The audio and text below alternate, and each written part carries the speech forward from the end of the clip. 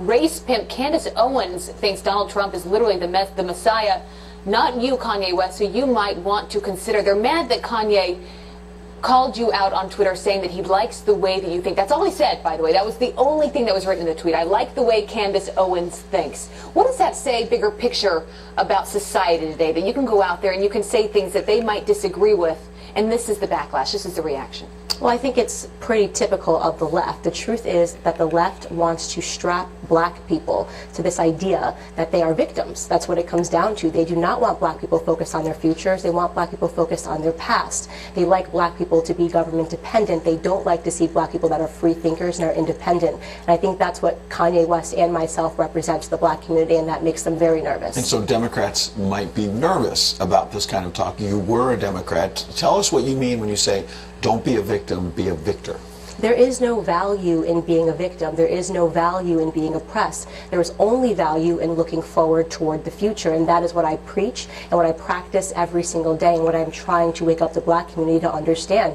For too long, we have been used by pawns, and Black Lives Matter is an example of that. They are pawns to the Democratic Party that go out and ruin their lives for something that they don't even understand, and which is fundamentally false. Well, you were attacked, but so was Kanye West. This is Bakari Sellers from CNN chiming in, saying, "Bruh, this is so disturbing. This says more about you than her. For those that don't know Candace Owens, she thinks Donald Trump is a savior. So you're apparently a race pimp who thinks Donald Trump is a savior and evil for this country." Yeah, exactly. No, I've said publicly that I believe that Donald Trump saved the West. They are now trying to make that a biblical, trying to misconstrue that into something biblical. So yeah, it's nastiness, but and look, it's CNN. I don't think anybody really takes them seriously anymore. Has Kanye West kept that tweet up? Because he has received so many attacks, so much backlash. Is it still sitting there? It's still sitting there, and I'm not surprised. Kanye West is not really one to fold to controversy.